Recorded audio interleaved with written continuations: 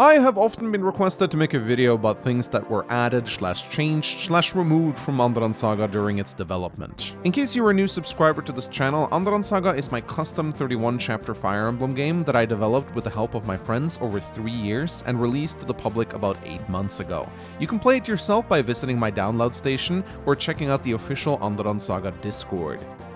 Anyway, these past few months I've been so busy working on Andaron Saga's prequel, Rebellion Saga, so I figured I'd take a break from that and share 10 things that were changed about Andaron Saga during its development. Warning, this video contains heavy spoilers, so I'd be careful watching it if you haven't beaten the game.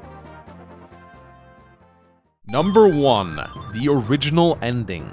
Chapter 29 is often called the hardest chapter in the game, and this is because it was originally supposed to be the final chapter of Andaron Saga. In the original ending that I had first proposed, Mortimer actually wins and everyone dies except for Jakka and some of the characters' children, who all escape on a boat, setting up Andaron Saga 2. The Siege of Hopemire was supposed to be an unwinnable battle with infinite reinforcements, where the objective is to wait for a boat to arrive and then getting Jakka and some kids out of there. You'd then have to watch as every single one of your playable characters are brutally murdered. The ending is heavily inspired by the StarCraft II Protoss mission in Utter Darkness, where you have to hold out against an overwhelming force and watch all of your favorite heroes die. I wanted this ending because it was something different and unexpected, but after bringing it up with the team, they absolutely hated it. They said it would make the hack feel hollow and unrewarding to play, as it's essentially just a cliffhanger for a sequel that may or may not ever happen, and after much contemplation, I found myself agreeing with their complaints.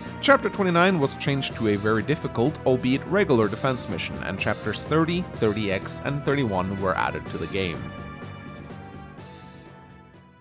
Number 2. Mortimer's Heritage. Mortimer was originally supposed to be Thorgrim's son, and Baudemon and Randall's full-blooded brother, and his motivations were a lot more simple. He simply kills Baudemon and Randall because he wanted to be king instead. In the original draft of the story, Mortimer was not just a lot more evil, he was also very unsympathetic. He merely wanted to gain power for power's sake. Restoring the Lightbringer dynasty wasn't really something he wanted to do. This explains why in Chapter 13, when you are chased through the jail, Aylanda can actually die, despite Mortimer stating he does not wish to harm her. This is because in the original version of Chapter 13, Mortimer merely wants to wipe out everyone, Aylanda included. He had no incentive to let her live. We often contemplated going back and giving all enemies in this chapter a unique AI to ignore Aylanda, but this would have been too cheesable, as she could have simply blocked Galahad and the Steel Knights in a small corridor. In the end, there was no great solution for this conundrum. We just had to kinda pretend that they captured Aylanda instead of killing her, but that too doesn't really work, as she just retreats if killed. So in the end, we just decided to leave it as is and hope that no one noticed. Number 3. Evil Brianna. The character of Brianna was originally going to play a very different role in the story. When I created her, I envisioned an evil version of Marjorie Tyrell from Game of Thrones. She was going to be the insanely gorgeous honeypot character who manipulated Mortimer behind the scenes on behalf of Cassandra. However, in the end we changed this because this would have taken agency away from Mortimer and turned him into a worse villain, as it doesn't make sense that a quote-unquote master manipulator is himself being manipulated. It was a dumb concept to begin with, and thus Brianna was changed to be a lot more sympathetic. Number 4. Aylanda's Death.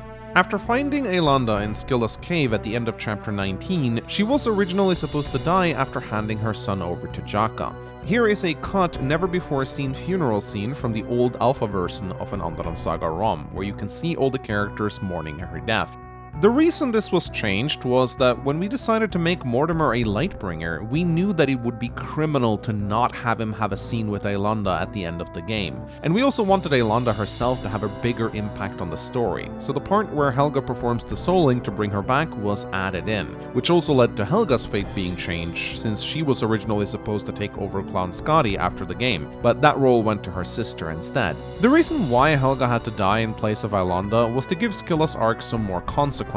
If everyone had just been fined and things would have been unchanged, it would take away from the gravity of the situation, so Helga essentially had to take the fall for Aylanda, even though Aylanda also ended up perishing at the end of the game. The decision to have Aylanda survive was actually changed pretty late into Andaron Saga's development, which is why her role in the story feels very diminished and she doesn't have many lines. All this is just a great example of how complicated writing is, and how when you make a simple change in the story, everything else around it might have to be changed as well.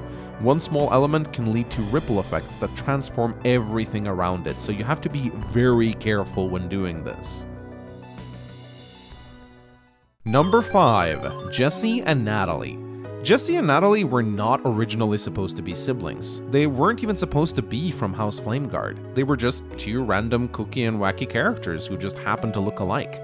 Jesse's original character was not even an addict of red dust, nor was he weird and quirky. He was actually a compulsive liar and a flirt who manipulated those around him. And he was actually very intelligent, he just played dumb to get people to lower their guard. Natalie was not a damaged, traumatized girl with weird speaking habits, but rather just a generic villager who wanted to become a hero because, that's just what she wanted. Due to these two characters being seen as very boring and bland, we instead decided to change them and make them Flameguard bastards, and then tie them into the main plot, and completely remake their personalities. Red Dust wasn't even a thing in the Andaron Saga lore until Clockinator decided to make it up, and it then became an integral part of Jesse's character.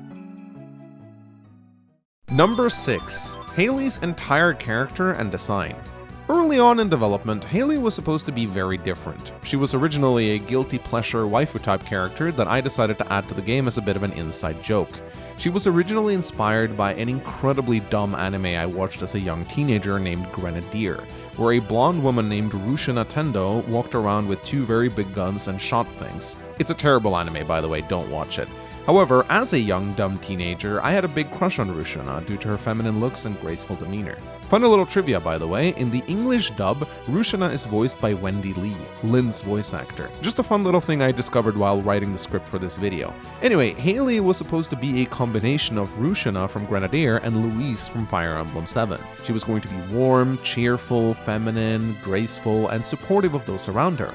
In fact, her original personal skill was charm, and her portrait looked completely different. But then I saw the incredibly awesome marksman animations on the repo and decided that I had to use them. And then Clockinator decided to give her a much more fierce personality to match her new design. And thus, the new no-nonsense stone-cold sniper Hailey was born. The amount of times we redesigned Hailey's portrait was beyond comical. I think she must have gone through at least 30 iterations. But in the end, her character turned into something completely different than what I had originally imagined, and I'd say possibly for the better.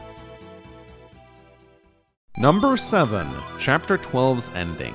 The ending of Chapter 12, after Baudemon has his fated duel with Randall and Jakka waits outside the throne room, was for a very long while incredibly stupid, and it was only changed super late into development once some of the beta testers pointed out just how silly this scene was. In the original, Alexander and the Flameguard nobles simply ride past Jakka's company and casually stroll on over to the throne room where they capture Baudemon, and Jakka and Aylanda kinda just stand there and watch. Then a Spear Garden Knight comes in and tried to grab Theodore and Lilonette. Jakka senses this, kills him, and tells everyone to run away. This ending is so incredibly dumb because there's no reason why Alexandra and Cassandra wouldn't just murder them right away. So we changed it to the scene you all know today, where Jakka and Aylanda barely escape the castle through a hidden passage as enemies are charging in all around them. Number 8. The original Chapter 7. Chapter 7 is infamous for being one of the hardest chapters in the game, especially on Lunatic. But what most people don't know is that it has been nerfed so many times since its original inception that it's not even funny. The original first version of Chapter 7 was so brutal that even PH admitted he had gone way overboard. There were far more enemies, more reinforcements, they had better equipment, and there were more promoted units, including heroes. And you had far less effective weaponry on your side to work with. To top it all off, Leonora arrived on turn 5. I can safely say that if this chapter was released in its original state, it would probably make about 90% of everyone stop playing this hack after reaching it. Number 9. Khepri, John, Cyrus, and Madeline. These characters were all added extremely late into Andaron Saga's development, almost towards the very end of it.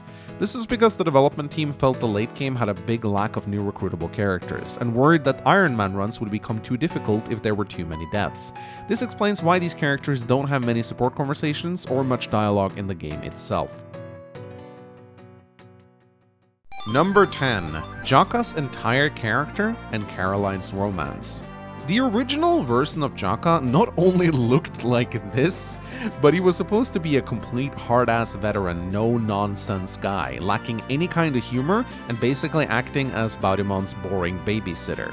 However, since Baudimon was always supposed to die halfway through the game and Jakka was meant to pick up his role as the main protagonist, the development team thought such a character was kinda boring. And so, the new, more jovial, dark-humored Jakka was born, and given a much better portrait to boot.